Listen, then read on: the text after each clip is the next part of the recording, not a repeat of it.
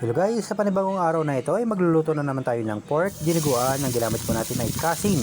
So ang gagawin na po natin ay maggisa lang po tayo ng bawang at sibuyas at ilalagay na po natin yung ating pinagayat-gayat na laman ng baboy. After po nyan, maglalagay din po tayo ng patis at tihira po ang ilalagay yung paminta natin.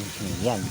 After po nyan, maglalagay rin po tayo ng kunting asin para may panlasa lang at saka maginis sa mix. At saka maglalagay rin po tayo guys ng tuyo. Ayan. Lalagay na tayo ng konting tuyo lang. At atin po itong hahango-hanguin. After po nyan, lalagay tayo ng laurel.